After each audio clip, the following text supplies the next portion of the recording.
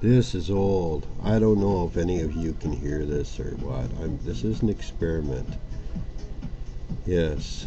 And I'm just, I was just trying to give you something. This video is very old. It's from a time in my past. Oh, wow. Over a decade ago. Um, and uh, it's a song about some item that went missing from a game, and they put some music to it, and social networking. There are people who are just totally terrified of social networking. They are like, they will not partake in it. And I understand there are reasons why, but I also understand the plus side of social networking on the internet. And let me make something very clear about social networking. Okay, even Facebook is social networking. Um,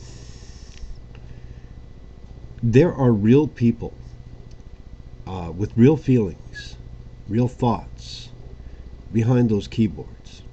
It's real, folks. It's real. All right?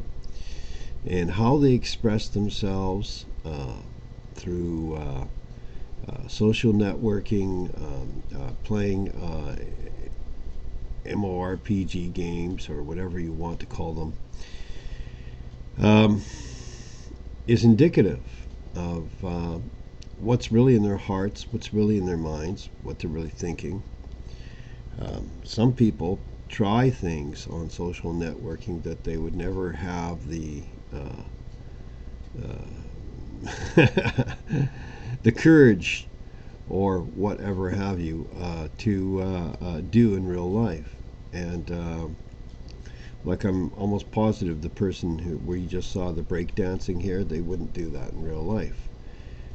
I'm almost certain of it. And anyway, that's just there as an aside. This is really a non-video audio presentation, so you don't even have to watch this. You can go through your emails. You can go through, all the things that you normally do online. I want to thank you, though, for clicking on this link and tuning in, because I have some important things that I would like to share with you. And I don't know how many of you I actually reach, but I'm hoping to reach some of you at least. And there's a matter that weighs heavily on me, because so many people, and I would say the majority of people, are being led to the slaughter. They are being led to destruction. They are being led to disaster.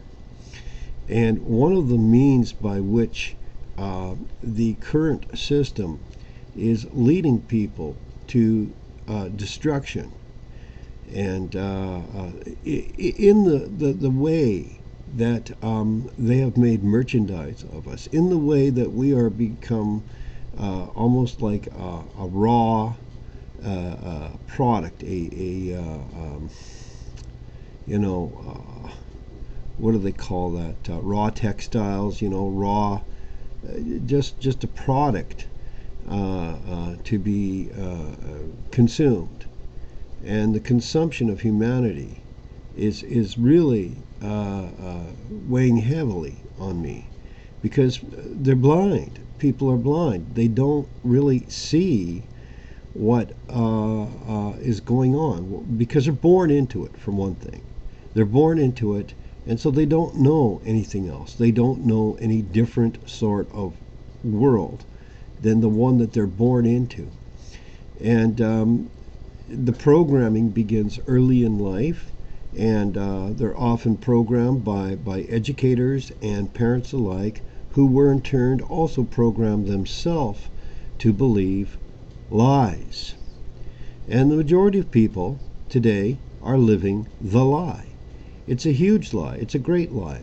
And one of the main avenues by which this great lie is generated is through an institution of the Creator himself called marriage. Because we are told that, it isn't a marriage until we sign a piece of paper, but God never said that. God never said it. All right? We are told that, it isn't a marriage unless you have a wedding ceremony.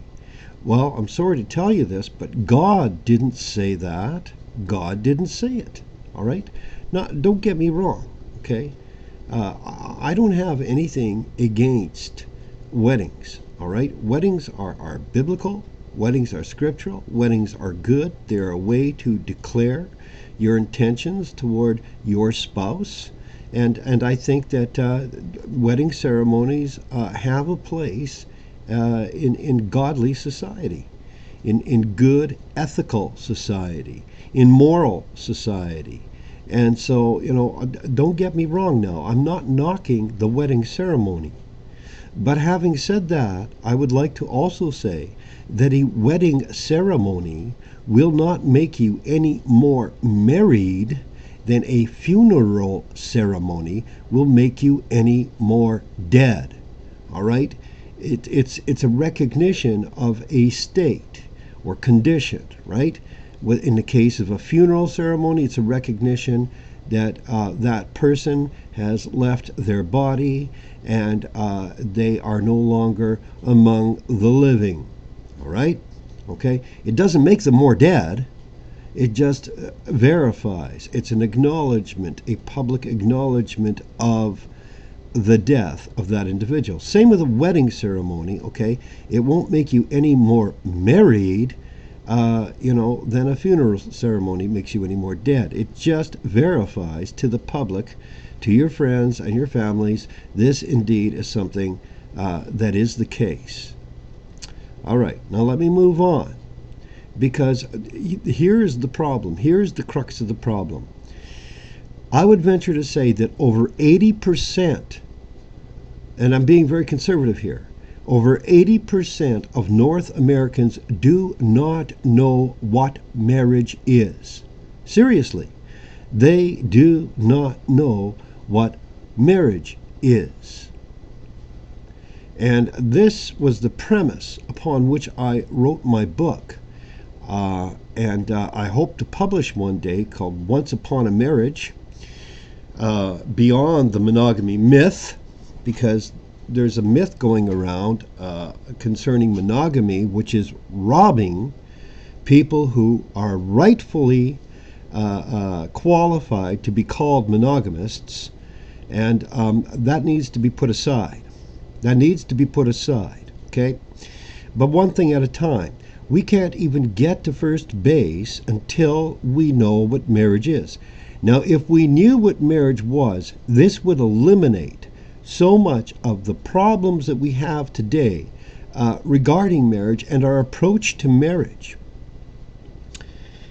Marriage is the union and the act of a man and a woman joining together to become one flesh. That is the act and condition and state of marriage. Okay? When they have done that, they are in a state of marriage. Now, I don't know how long that state lasts. Sometimes the state falls apart, okay? But one thing they can't change is once they've married, they are in a condition of marriage. Once they have activated their flesh in that fashion, they are in a condition of marriage. They have joined with someone in the flesh. Now, this was called consummation of marriage, people. I'm not making this up, all right?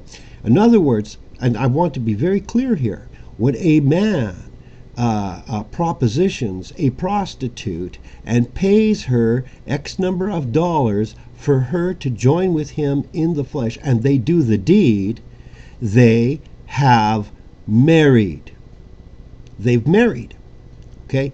And they're both in a condition of marriage. Now, I'm not saying this is honorable. I'm not saying this is good. I am just trying to explain this is the act. They twain become one flesh. And the rule, because this is indeed an ordinance of God, people, it is an ordinance of God. The rule applies every time. Every time they both join in the flesh of their own volition and choose this act, okay, because marriage is an act, okay, they have indeed married. That's marriage. Now, there's a number of reasons why people don't want to accept this biblical truth. And the reason they don't want to accept it is because then they might be accountable for all the marriages that they initiated in their sinful pasts. And so, instead, they are in denial. And brothers and sisters, they're not only in denial, they are in rebellion. They are in rebellion to the Word of God. I'll be the first to say that I married at least 36 women in my lifetime. Okay? And if people were more honest, they would also say that they did the same or similar. Or worse. Okay? Because I did not commit in my sinful, godless past.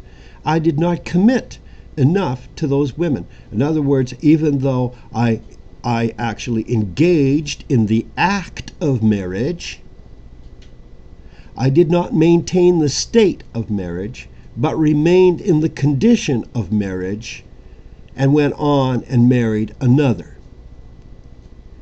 That's the way it is. There's no getting around it. Okay? Now, this really, if we don't understand what marriage is, this leads to all sorts of confusion further on down the line. Homosexuality, bestiality, incest, you name it, on and on it goes, because people don't understand what marriage is. We get weird abominations out there, things that are like self-contradictions, things like single moms. You know, it's so funny. Recently here, I watched somebody say, well, I'm single because I'm alone. But she had children. And her children were with her. She's not alone, people. She's not alone. Those children, in each one of those children, is 50% the DNA of that woman, and 50% the DNA of the father. Okay? That's actual biological fact. The two haploid cells join to form a complete cell, and that is actually one flesh. One flesh. One flesh, just as Jesus said it would be. One flesh. And each one of those children are one flesh. Okay? And she joined with the father or fathers of those children in the flesh. And now she's living with the product of that union. Okay? She is not single. She's not single. And it's really sad to see so many single people being robbed of their rightful status by people who are divorced and then they call themselves single. People are separated, yet they have family, but they call themselves single. That's not accurate. It's misleading. It's misleading. It's terribly misleading. And a man can get himself into a whole lot of hot water thinking he's hooking up with a single woman when he's really not. All right? But this is just one example of what not understanding what marriage is produces. If you don't know what marriage is, you're going to have problems with all the rest of it. This is a fundamental key. When a man and a woman join in the flesh to become one flesh, they have married. And marriage can be to dishonor, and marriage can be to honor. Okay, now the marriage bed in the Lord, the marriage bed is definitely undefiled. Okay, in the Lord. But outside of God, you can't say that the marriage bed is undefiled. Come on, be ridiculous. This is ridiculous. It would be ridiculous to say that the marriage bed is undefiled without God. Think about it, okay? So when Paul addressed the church and said marriage is honorable in all, that means able to be honored. Honorable means able to be honored in all, okay? And the bed undefiled, but whoremongers and adulterers God will judge. All right? That's what Paul said, and I agree. It makes perfect sense. Why? Because there is marriage which is not honorable, okay? There is marriage that is not, it's not able to be honored, all right? When a man hooks up with a harlot, okay, and she's been with hundreds of other men, all right, and she gives him some kind of disease, all right, that's not honorable. That's not honorable. That's not honorable marriage. Still, some of you are probably, digging in your heels and saying, well, that's your definition, Ed. No. That is the biblical definition of marriage. One flesh. When a man leaves his father and his mother and cleaves unto his wife, they twain become one flesh. There it is. That's the biblical definition of marriage. Now, this is really important to understand, and I cannot express it enough, because I'm hearing all kinds of things like single dads. How can you be a single dad if you're with your children? You're not alone. Don't say you're alone. I know from whence I speak. I've got a very personal, experience in all of this. I'm very rich in personal experience regarding this. And I'm telling you right now, when you are with the children of your spouse, you're not alone. You're not single. You're not single, okay? Stop robbing people who really are single. It's not fair to them. It's not fair to people who are really single. And we do the same thing with respect to monogamy. We pretend that we're monogamists, most of us, when we're not, okay? A monogamist is someone who's joined with only one person in their entire lifetime. They are a monogamist, okay? Actually, my wife right now is a monogamist. I am the only person she ever joined to in the flesh. She's a monogamist. She actually deserves that privilege of being called a monogamist, because she is truly a monogamist. All right? When we join to more than one person in the flesh, we are not monogamists. We cannot lay claim to that title anymore. Even if we are living monogamously, that does not make us a monogamist. We need to be very clear in our articulation of words and stop blurring the definitions till, this means that and that means the next thing, because that's the whole purpose of the adversary, to bring confusion. Okay, now I understand Webster's, it's constantly evolving and changing the meanings of words, and we're accepting Webster as the authority on the word. Is Webster the authority on the word? Or is the word the authority on the word? I think the word is the authority on the word, the living word. And, when we start altering the definitions and blurring the things, the very parameters that give a word any definition, all that turns into is a bunch of gray area that, is debatable with people. And they can make a word say anything. Hey, a rose by any other name is still a potato. Whatever a name we assign or ascribe to it, that's what it means, I guess. So married people may be single. I mean, why not? Why not? I mean, if a divorced person can call themselves single, why shouldn't a married person call themselves single? Why not?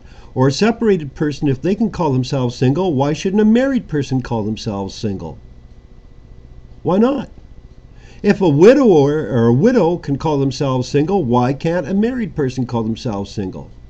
You see, when we start doing that, when we start blurring the definitions of words so that this means that, That's why we've got this gender egalitarianism. Here's another oxymoron, going on. Either there's a difference or there isn't, people. Either there is a distinction or there is not. Either there is definition or there is no definition. And if there's no definition, there's no understanding. I'm concerned. I'm deeply concerned about this generation because people do not know what marriage is. That's right.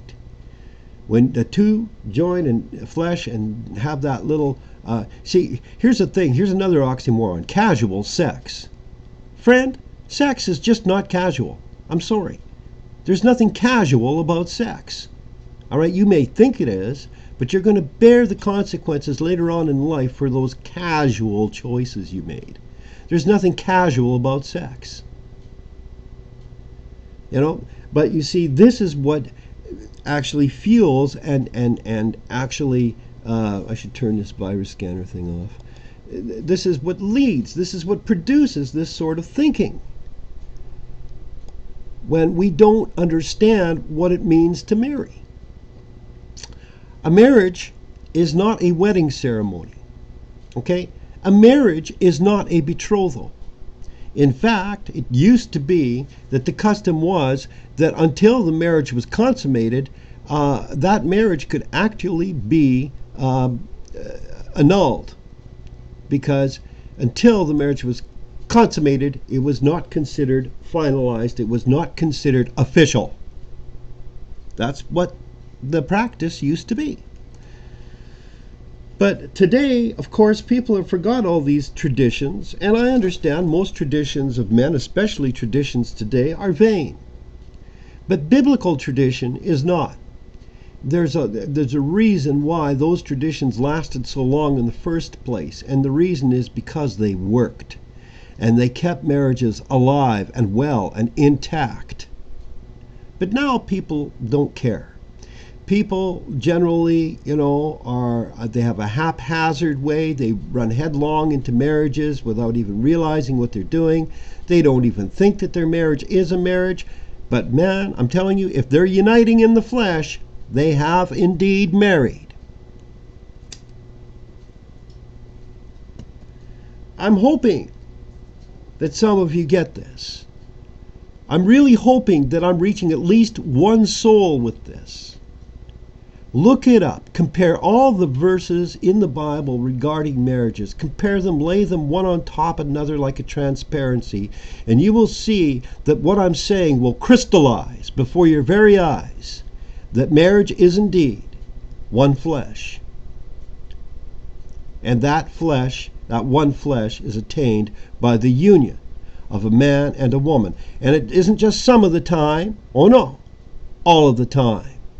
All of the time. Every time a man and a woman join in the flesh of their own volition, they have married.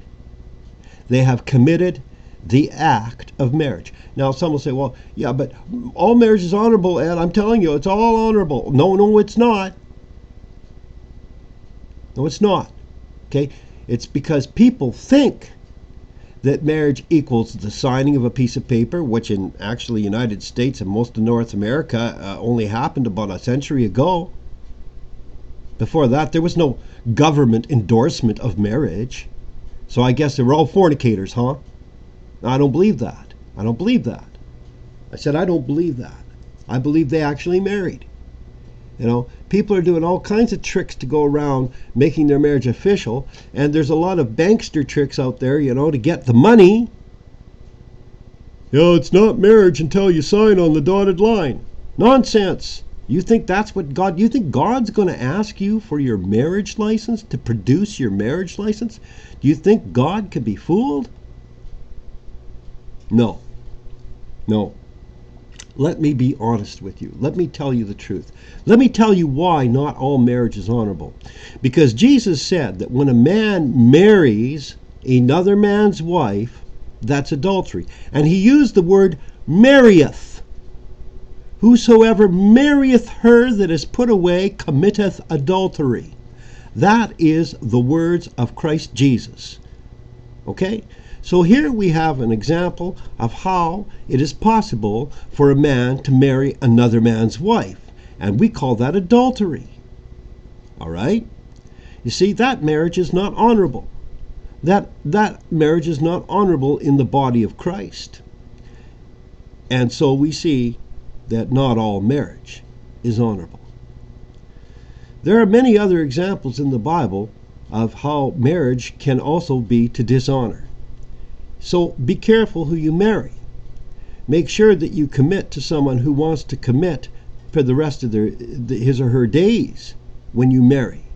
Make sure that you commit to somebody who is going to help you raise that family if you want children.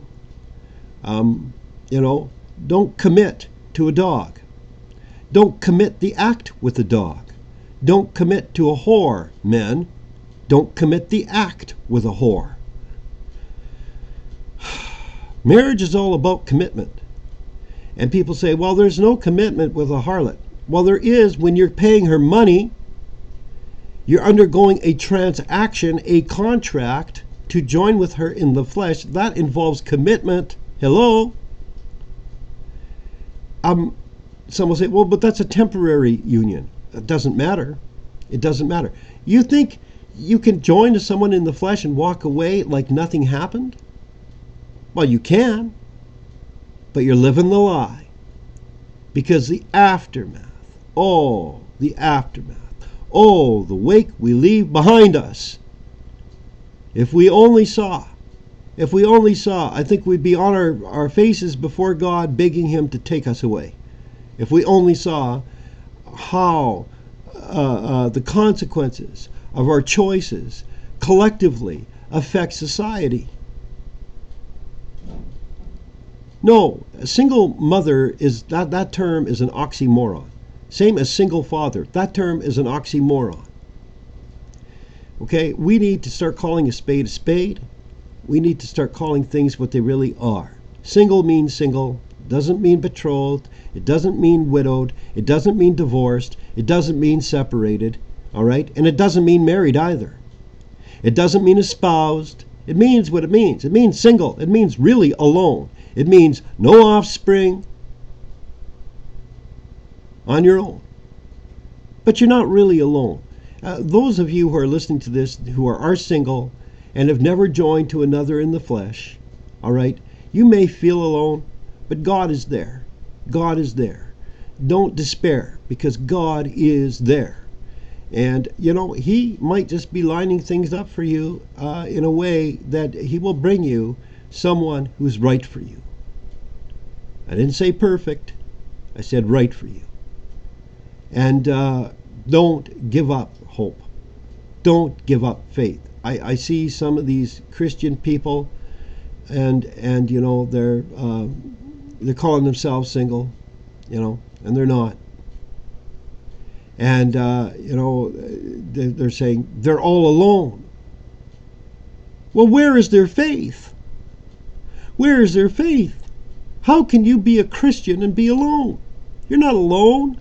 You're not alone. Where is your faith? God will provide. He's there. Well, I suppose I'm digressing, and we're getting down to the end of this presentation here. Please, call a thing what it is. Don't rob monogamists from what their rightful title is. Don't rob single people from what their rightful title is. No, you can't go back and pretend you're single after you've married. No, you can't. Stop pretending. Stop living the lie. Get real. And men, man up. Man up. You're men. Stop calling yourself single when you're not, especially when you have children. God bless you. That's all I have to say. God bless you. I sure hope somebody benefited from this presentation. I really wish, and I really don't mean to be arrogant here. I'm just telling you what I've learned, and it's the truth. I know it's the truth. I have solved the marriage mystery, and it's the truth. Okay? God bless you. Thank you for listening.